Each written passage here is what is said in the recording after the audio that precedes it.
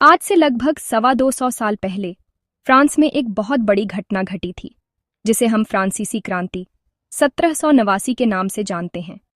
यह सिर्फ राजा और रानी की कहानी नहीं थी, बल्कि यह लोगों के अपने हक के लिए लड़ने की कहानी थी। इस क्रांति ने पूरे यूरोप को हिलाकर रख दिया और लोगों को यह सोचने पर मजबूर कर दिया कि क्या समाज हमेशा ऐसा ही रहेगा जैसा सदियों से चला आ रहा है। इससे पहले ज्यादातर लोग मानते थे कि राजा भगवान का भेजा हुआ दूत होता है और समाज में अमीर और गरीब का भेद हमेशा बना रहेगा। पर फ्रांसीसी क्रांति ने दिखाया कि आम लोग भी मिलकर बदलाव ला सकते हैं और अपनी सरकार खुद चुन सकते हैं।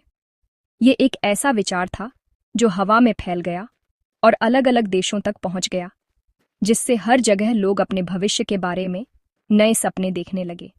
फ्रांसीसी क्रांति की सफलता के बाद यूरोप में लोगों के विचार बदलने लगे और वे 3 मुख्य समूहों में बंट गए। पहले थे उदारवादी। ये लोग चाहते थे कि समाज बदले, लेकिन धीरे धीरे। वे एक ऐसी सरकार चाहते थे जिसे लोग चुने और जो सभी धर्मों का सम्मान करे। उनका मानना था कि कानून सबके लिए बराबर होना चाहिए और उसे लागू करने के लिए एक स्वतंत्र न्यायपालिका हो। लेकिन वे हर किसी को वोट देने का अधिकार देने के पक्ष में नहीं थे। उनका सोचना था कि केवल वे लोग ही वोट दें जिनके पास संपत्ति हो या जो पढ़े लिखे हों। उदारवादी व्यक्तिगत स्वतंत्रता के हिमायती थे, पर वे समाज में बहुत बड़ा और अचानक बदलाव नहीं चाहते थे जिससे व्यवस्था बिगड़ जाए। दूसरे समूह में थे कट्टरपंथी। ये लोग उदारवादियों से एक कदम आगे थे और समाज में तेजी से और बड़ा बदलाव लाना चाहते थे।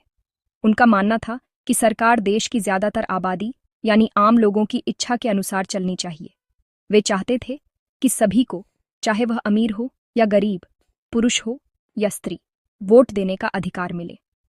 कट्टरपंथी इस बात से भी परेशान थे कि समाज में सारी दौलत कुछ ही लोगों के पास क्यों जमा है। वे निजी संपत्ति के खिलाफ नहीं थे, लेकिन वे नहीं चाहते थे कि कुछ लोग बहुत ज्यादा अमीर हो जाएं, जबकि बाकी लोग गरीबी में जिए। वे एक ऐसे समाज का सपना देखते थे जहां अवसरों का बंटवारा ज्यादा बराबरी से हो। और तीसरे समूह में थे रूढ़िवादी।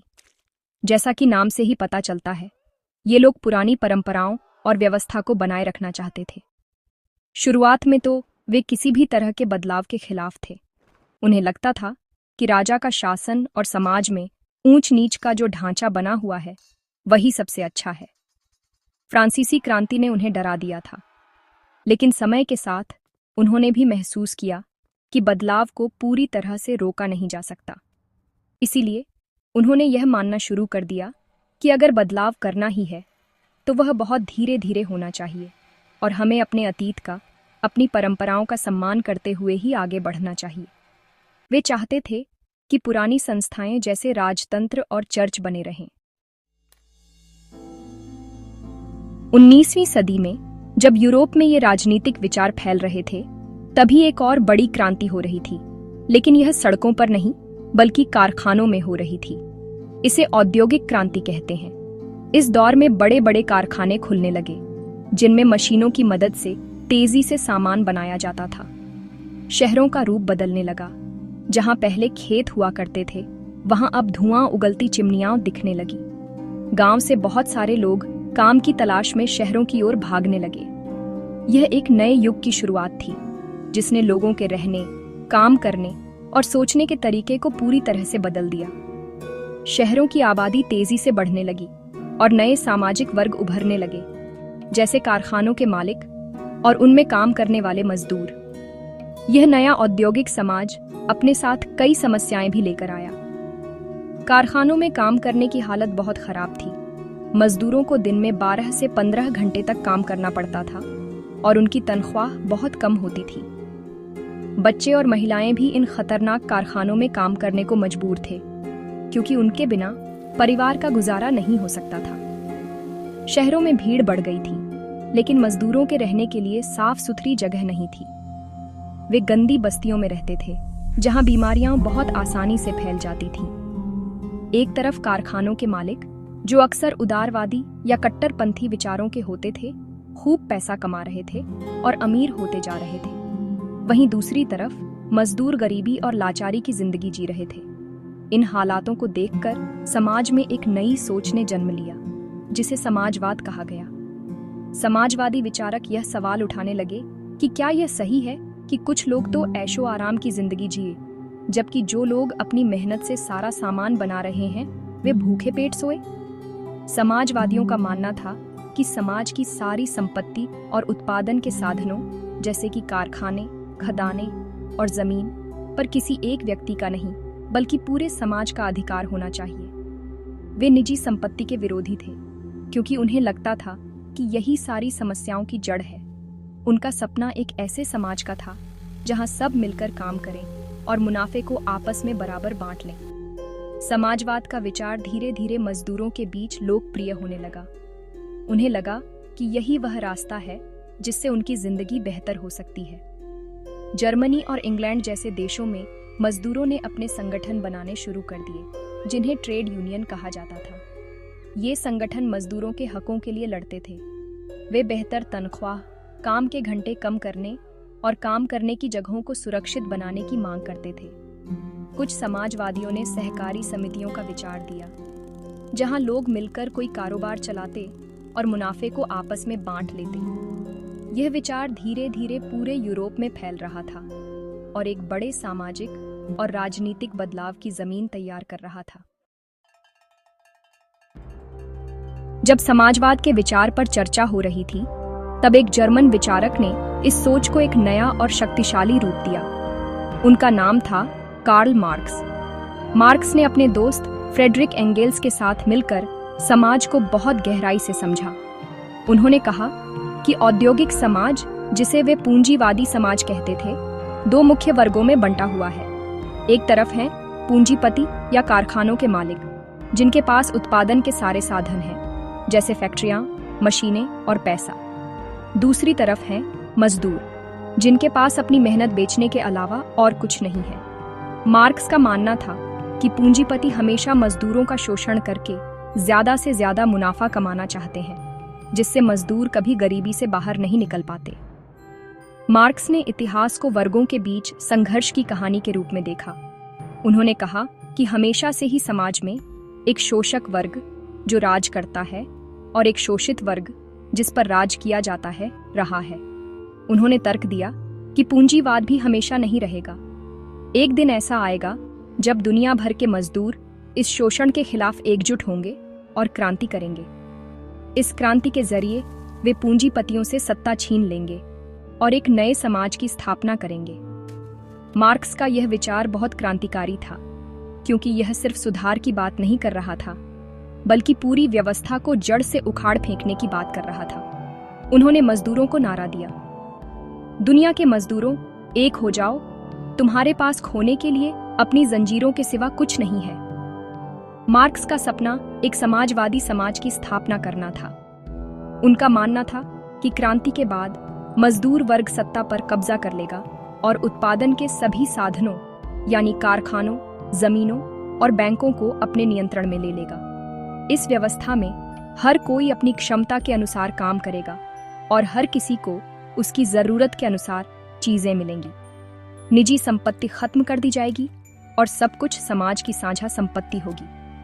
मार्क्स का मानना था कि यह समाजवाद अंततः एक और उन्नत अवस्था में पहुंचेगा, जिसे वे साम्यवाद कहते थे। एक साम्यवादी समाज में कोई वर्ग नहीं होगा, कोई राज्य या सरकार नहीं होगी और लोग पूरी तरह से आजाद और बराबर होंगे। मार्क्स के विचारों ने पूरी दुनिया के मजदूरों और विचारकों को बहुत प्रभावित किया। यूरोप में कई समाजवादी पार्टियां बनी जो मार्क्स के सिद्धांतों पर चलती थीं। इन पार्टियों ने मजदूरों को संगठित करना शुरू किया और उनके अधिकारों के लिए संघर्ष किया। उन्होंने चुनाव लड़ना शुरू किया ताकि संसद में पहुंचकर मजदूरों के हक में कानून बनवा सकें। हालांकि मार्क्स का साम्यवादी समाज का सपना कभी पूरी तरह साकार नहीं हुआ, लेकिन उनके विचारों ने 20वीं सदी के इतिहास पर बहुत गहरा असर डाला। उन्होंने करोड़ों लोगों को बराबरी और न्याय के लिए लड़ने की प्रेरणा दी और रूसी क्रांति जैसी कई बड़ी घटनाओं की वैचारिक नींव रखी, जिसने दुनिया का नक्शा ही बदल दिया। 20वीं सदी की शुरुआत में जब यूरोप के बाकी देश बदल रहे थे, रूस एक अलग ही दुनिया में जी रहा था। यहाँ झार निकोलस द्वितीय का शासन था, जो एक निरंकुश शासक थे। इसका मतलब था कि उनकी शक्ति पर कोई लगाम नहीं थी। वे जो चाहते थे वही कानून होता था। रूस में कोई संसद नहीं थी और लोगों को अपनी बात कहने की आज़ादी नहीं थी। झार को लगता था कि उन्हें ईश्वर ने शासन करने के लिए भेजा है और किसी को भी उनके फैसलों पर सवाल उठाने का हक नहीं है। रूस एक विशाल साम्राज्य था जिसमें यूरोप और एशिया के बहुत बड़े हिस्से शामिल थे और यहाँ कई अलग अलग धर्मों और भाषाओं के लोग रहते थे। लेकिन सत्ता कुछ गिने चुने कुलीनों और जमींदारों के हाथों में थी। रूस की ज्यादातर आबादी गांवों में रहती थी और खेती करती थी। ये किसान थे जिनकी हालत बहुत खराब थी। जमीन का बड़ा हिस्सा कुलीनों, चर्च और खुद झार के पास था और किसान इन जमीनों पर काम करते थे। वे बहुत गरीब थे और अक्सर उन्हें कर्ज के बोझ तले दबकर जीना पड़ता था। फ्रांस के किसानों के विपरीत रूस के किसानों के मन में कुलीनों और जमींदारों के लिए कोई सम्मान नहीं था। वे चाहते थे कि इन कुलीनों की जमीनें छीनकर उन्हें दे दी जाएं। कई बार वे लगान देने से मना कर देते थे और जमींदारों की हत्या भी कर देते थे। रूस में उद्योग धंधे बहुत कम थे और वे भी मॉस्को और सेंट पीटर्सबर्ग जैसे कुछ ही शहरों में थे। वहाँ काम करने वाले मजदूरों की हालत भी किसानों से बेहतर नहीं थी। शहरों में काम करने वाले मजदूर बहुत कम थे, लेकिन वे एकजुट थे। वे 12 से 15 घंटे काम करते थे और उनकी तनख्वाह इतनी कम थी कि उससे उनका पेट भी नहीं भरता था। इन मजदूरों के बीच समाजवादी विचार बहुत तेजी से फैल रहे थे। उन्हें लगता था कि झार का शासन खत्म होना चाहिए और सत्ता मजदूरों और किसानों के हाथ में आनी चाहिए। इसी सोच के साथ 1898 में Russian social democratic labour party का गठन हुआ, जो कार्ल मार्क्स के विचारों पर चलती थी। हालांकि जल्द ही यह पार्टी 2 गुटों में बंट गई, बोल्शेविक, जिनका नेतृत्व व्लादिमीर लेनिन कर रहे थे, और मेंशेविक। बोल्शेविकों का मानना था कि पार्टी अनुशासित होनी चाहिए और क्रांति के लिए तैयार रहनी चाहिए। इस तरह 20वीं सदी की शुरुआत में रूस एक ऐसे ज्वालामुखी की तरह था जो कभी भी फट सकता था। एक तरफ झार और कुलीन वर्ग अपनी पुरानी शानो शौकत में जी रहे थे और दूसरी तरफ करोड़ों किसान और मजदूर गरीबी और अन्याय से परेशान थे। वे बदलाव चाहते थे और समाजवादी क्रांतिकारी उन्हें रास्ता दिखा रहे थे। झार की सरकार इन आंदोलनों को क्रूरता से कुचलने की कोशिश कर रही थी, लेकिन लोगों के दिलों में सुलग रही आग बुझने का नाम नहीं ले रही थी। हर कोई महसूस कर सकता था कि एक बड़ा तूफान आने वाला है, जो रूस के समाज और राजनीति को हमेशा के लिए बदल कर रख देगा। बस एक चिंगारी की जरूरत थी। वह चिंगारी 1905 में भड़की। उस समय रूस जापान के साथ एक युद्ध लड़ रहा था, जिसमें रूस की हार हो रही थी। इस युद्ध के कारण देश में जरूरी चीजों की कीमतें आसमान छूने लगीं। लोगों के लिए रोटी खरीदना भी मुश्किल हो गया था। मजदूरों की असली तनख्वाह में 20% तक की कमी आ गई थी। सेंट पीटर्सबर्ग शहर के मजदूरों का सब्र अब जवाब दे गया। फादर गैपॉन नाम के एक पादरी के नेतृत्व में लगभग 1,10,000 से ज्यादा मजदूर अपनी मांगें लेकर झार के महल विंटर पैलेस की ओर शांति से मार्च करने लगे। वे बस बेहतर मजदूरी, काम के घंटे कम करने और काम करने की बेहतर परिस्थितियों की मांग कर रहे थे। वे अपने हाथों में झार की तस्वीरें और बैनर लिए हुए थे, ये दिखाने के लिए कि वे अभी भी झार पर भरोसा करते हैं। लेकिन जब यह जुलूस विंटर पैलेस के पास पहुंचा, तो वहां जो हुआ उसने पूरे रूस को दहला दिया। झार के सैनिकों और पुलिस ने निहत्थे मजदूरों पर गोलियां चलानी शुरू कर दी।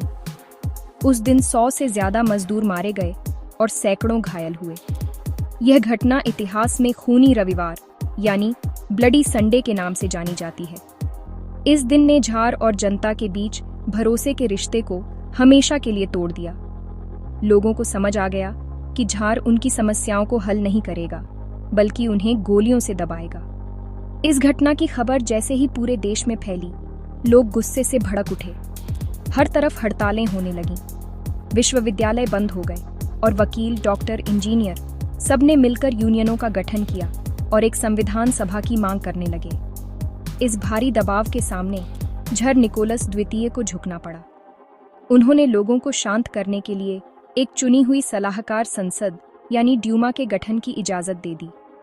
यह एक बड़ी जीत की तरह लग रहा था। रूस के इतिहास में पहली बार लोगों को अपनी बात कहने के लिए एक मंच मिल रहा था।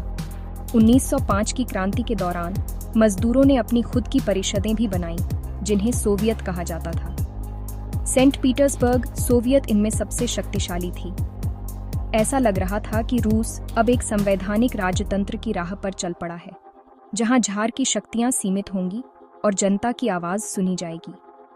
लेकिन ज़ार की नीयत साफ नहीं थी। वह सत्ता में कोई भागीदारी नहीं चाहता था। जैसे ही उसे लगा कि माहौल थोड़ा शांत हो गया है, उसने अपनी असली ताकत दिखानी शुरू कर दी। उसने पहली ड्यूमा को सिर्फ 75 दिनों के अंदर ही बर्खास्त कर दिया। फिर उसने दूसरी ड्यूमा का चुनाव करवाया, लेकिन उसे भी 3 महीने में भंग कर दिया। इसके बाद उसने वोटिंग के कानूनों में इस तरह बदलाव किया कि ड्यूमा में केवल रूढ़िवादी और अमीर लोग ही चुनकर आ सकें, जो ज़ार की हाँ में हाँ मिलाए। 1905 की क्रांति भले ही पूरी तरह सफल नहीं हुई, लेकिन यह एक ड्रेस रिहर्सल की तरह थी। इसने लोगों को सिखा दिया कि संगठित होकर कैसे लड़ा जाता है, और यह साबित कर दिया कि ज़ार का शासन हमेशा नहीं चल सकता।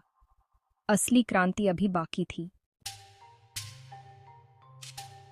साल 1914 में दुनिया में एक बहुत बड़ा युद्ध छिड़ गया, जिसे हम प्रथम विश्व युद्ध के नाम से जानते हैं। यह युद्ध मुख्य रूप से यूरोप के 2 बड़े गुटों के बीच लड़ा गया। एक तरफ थे जर्मनी, ऑस्ट्रिया हंगरी और तुर्की यानी केंद्रीय शक्तियां, और दूसरी तरफ थे फ्रांस, ब्रिटेन और रूस, जिन्हें मित्र राष्ट्र कहा जाता था। शुरुआत में रूस के लोग बड़े जोश के साथ युद्ध में शामिल हुए। उन्हें लगा कि यह अपने देश के लिए लड़ने का मौका है, और सब लोग ज़ार के पीछे एकजुट हो गए। लेकिन सच कहें तो यह जोश बहुत जल्दी ही ठंडा पड़ गया। रूसी सेना दुनिया की सबसे बड़ी सेनाओं में से एक थी, लेकिन वह युद्ध के लिए तैयार नहीं थी। उनके पास न तो अच्छे हथियार थे और न ही सैनिकों के लिए पर्याप्त भोजन और कपड़े। जैसे जैसे युद्ध आगे बढ़ा, रूस की हालत और भी खराब होती गई। रूसी सेना को जर्मनी और ऑस्ट्रिया के हाथों भारी हार का सामना करना पड़ा। लाखों रूसी सैनिक मारे गए या घायल हुए। 1917 तक आते आते 70 लाख से ज्यादा लोग हताहत हो चुके थे। सेना का मनोबल पूरी तरह टूट चुका था। सैनिक युद्ध से तंग आ चुके थे और वे अब लड़ना नहीं चाहते थे। युद्ध ने सिर्फ सेना को ही नहीं, बल्कि पूरे देश को बुरी तरह प्रभावित किया। देश के ज्यादातर सेहतमंद पुरुषों को सेना में भर्ती कर लिया गया था, जिससे खेतों और कारखानों में काम करने वालों की कमी हो गई। इससे देश में अनाज और औद्योगिक सामान का उत्पादन बहुत कम हो गया, और जो कुछ भी पैदा होता था उसे सेना के लिए भेज दिया जाता था। इसका नतीजा ये हुआ कि शहरों में रहने वाले लोगों के लिए खाने पीने की चीजों की भारी किल्लत हो गई। रोटी और आटे की दुकानों पर लंबी लंबी कतारें लगने लगीं। 1916 की सर्दियों तक दंगे और फसाद आम बात हो गए थे। लोगों का गुस्सा ज़ार और उसकी सरकार के खिलाफ बढ़ता जा रहा था। ज़ार निकोलस द्वितीय ने खुद सेना की कमान संभालने का फैसला किया और मोर्चे पर चले गए, जिससे राजधानी में शासन व्यवस्था और भी खराब हो गई। उनकी गैर मौजूदगी में उनकी पत्नी ज़ारिना अलेक्जेंड्रा और उनके एक सलाहकार रास्पुतिन नाम के एक रहस्यमयी साधु ने फैसले लेने शुरू कर दिए, जिससे राजशाही की बची खुची इज्जत भी खत्म हो गई। युद्ध ने रूस की कमजोरियों को पूरी तरह उजागर कर दिया था। यह साफ हो गया था कि ज़ार का निरंकुश शासन देश को चलाने में पूरी तरह से अक्षम है। उद्योग ठप पड़ चुके थे, रेलवे लाइनें टूट रही थीं और देश भुखमरी की कगार पर खड़ा था। सैनिक युद्ध नहीं चाहते थे, मजदूर बेहतर तनख्वाह और रोटी चाहते थे, और किसान जमीन चाहते थे। समाज का हर तबका मौजूदा सरकार से नाराज था। 1905 में जो चिंगारी भड़की थी, उसे युद्ध ने एक बड़े ज्वालामुखी में बदल दिया था। अब बस एक धक्के की जरूरत थी और रूस का सदियों पुराना राजशाही का ढांचा ताश के पत्तों की तरह ढह जाने वाला था। वह धक्का फरवरी 1917 में लगा। 22 फरवरी 1917 का दिन था। रूस की राजधानी पेट्रोग्राद में कड़ाके की ठंड पड़ रही थी और खाने की किल्लत अपने चरम पर थी। इसी दिन एक कारखाने के मजदूरों ने तालाबंदी के विरोध में हड़ताल कर दी। अगले दिन उनके समर्थन में 50 और कारखानों के मजदूर सड़कों पर उतर आए। इस आंदोलन की एक खास बात यह थी कि कई जगहों पर महिलाएं इसका नेतृत्व कर रही थीं। इसीलिए बाद में इस दिन को अंतर्राष्ट्रीय महिला दिवस के रूप में मनाया जाने लगा। लोग रोटी दो और झार का शासन खत्म करो जैसे नारे लगा रहे थे। सरकार ने स्थिति को नियंत्रित करने के लिए सैनिकों को बुलाया और प्रदर्शनकारियों पर गोली चलाने का आदेश दिया। लेकिन इस बार कुछ अलग हुआ। सैनिकों ने अपने ही लोगों पर, भूखे और थके हुए प्रदर्शनकारियों पर गोली चलाने से इनकार कर दिया, बल्कि उन्होंने विद्रोह कर दिया और मजदूरों के साथ मिल गए। यह क्रांति का निर्णायक मोड़ था। जब सेना ने ही साथ छोड़ दिया तो झार के पास कोई ताकत नहीं बची। उसके सलाहकारों ने उसे सलाह दी कि वह गद्दी छोड़ दे। 2 मार्च को झार निकोलस द्वितीय ने पद त्याग दिया और इसी के साथ रूस में सदियों से चला आ रहा रोमानोव वंश का राजशाही शासन खत्म हो गया। इस घटना को फरवरी क्रांति कहा जाता है। इसके बाद ड्यूमा के नेताओं ने देश को चलाने के लिए एक अनंतिम सरकार का गठन किया। अनंतिम सरकार ने कई अच्छे काम किए, जैसे कि भाषण और सभा करने की आज़ादी दी, लेकिन वह लोगों की सबसे बड़ी मांगों को पूरा करने में असफल रही। वह अभी भी प्रथम विश्व युद्ध को जारी रखना चाहती थी, जबकि लोग, खासकर सैनिक, तुरंत शांति चाहते थे। उसने किसानों को जमीन देने के सवाल को भी टाल दिया। इसी बीच शहरों में मजदूरों और सैनिकों की सोवियतें फिर से शक्तिशाली हो गई थीं, खासकर पेट्रोग्राद सोवियत। इस तरह रूस में एक साथ 2 सरकारें चल रही थीं, एक अनंतिम सरकार और दूसरी सोवियत। इसी समय बोल्शेविक नेता व्लादिमीर लेनिन, जो निर्वासन में थे, अप्रैल 1917 में रूस वापस लौट आए। उन्होंने आते ही 3 मांगें रखीं। युद्ध तुरंत समाप्त हो, सारी जमीन किसानों को दे दी जाए और बैंकों का राष्ट्रीयकरण किया जाए। उनके नारे सारी सत्ता सोवियतों को ने लोगों को बहुत आकर्षित किया।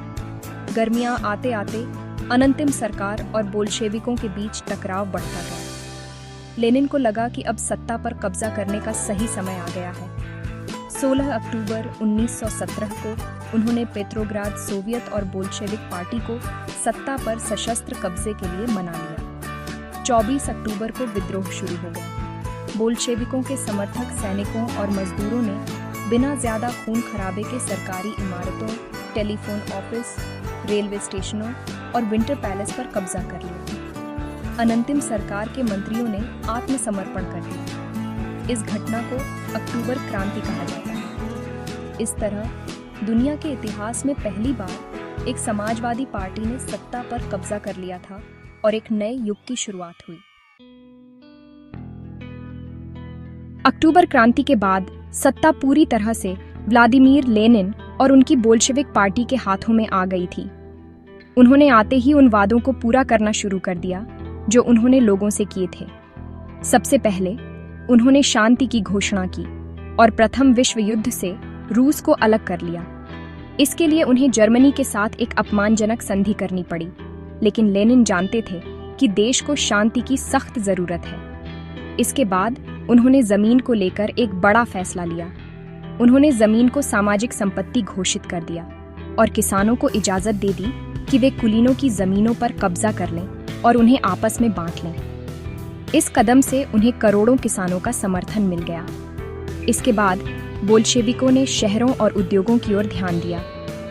उन्होंने ज्यादातर बड़े उद्योगों और बैंकों का राष्ट्रीयकरण कर दिया। इसका मतलब था कि अब ये कारखाने और बैंक किसी निजी मालिक के नहीं, बल्कि पूरे समाज की संपत्ति थे और उनका प्रबंधन सरकार करती थी। उन्होंने बड़े मकानों को भी छोटे छोटे हिस्सों में बांट दिया ताकि बेघर और जरूरतमंद लोगों को रहने की जगह मिल सके। समाज में बराबरी लाने के लिए उन्होंने अभिजात्य वर्ग द्वारा इस्तेमाल की जाने वाली पुरानी उपाधियों जैसे ड्यूक या प्रिंस पर प्रतिबंध लगा दिया। अब हर कोई कॉमरेड यानी साथी था। बोल्शेविक पार्टी का नाम बदलकर रूसी कम्युनिस्ट पार्टी रख दिया गया और रूस एक दलीय राज्य बन गया। शिक्षा और समाज सुधार के क्षेत्र में भी बड़े बदलाव किए गए।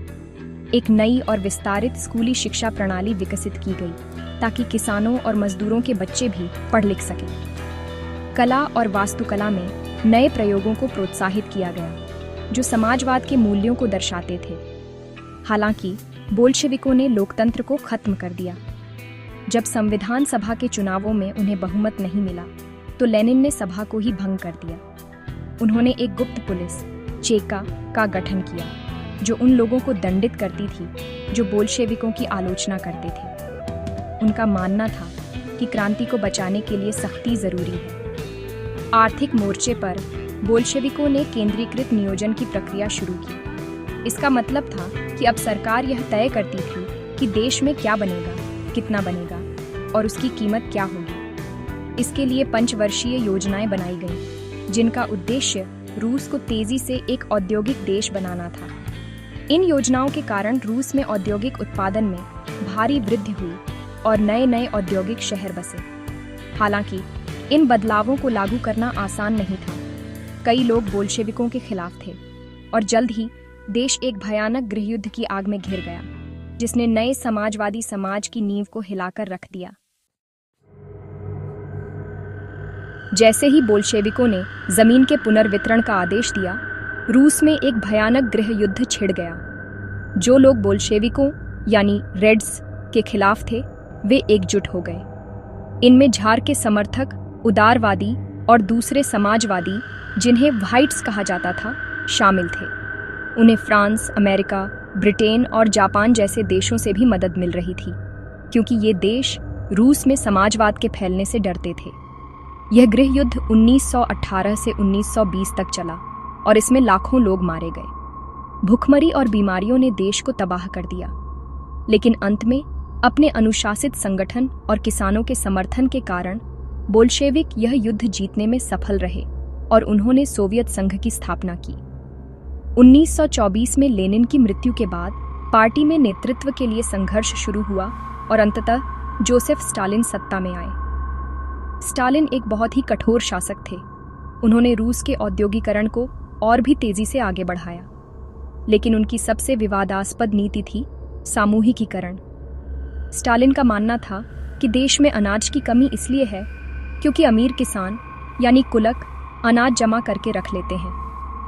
इस समस्या से निपटने के लिए उन्होंने फैसला किया कि सभी किसानों को अपनी अपनी जमीनें छोड़कर सामूहिक खेतों यानी कोलखोज में मिलकर काम करना होगा। मुनाफे को सभी सदस्यों में बांट दिया जाता था। किसानों ने इस नीति का घोर विरोध किया। कई लोगों ने अपने जानवरों को मार डाला और अपनी फसलें जला दीं ताकि वे सरकार को न मिले। स्टालिन ने इस विरोध को क्रूरता से कुचल दिया। जिन लोगों ने सामूहिकीकरण का विरोध किया, उन्हें या तो मार दिया गया या देश के दूर दराज के इलाकों में निर्वासित कर दिया गया। 1929 से 1933 के बीच इस नीति के कारण एक भयानक अकाल पड़ा, जिसमें लाखों लोग मारे गए।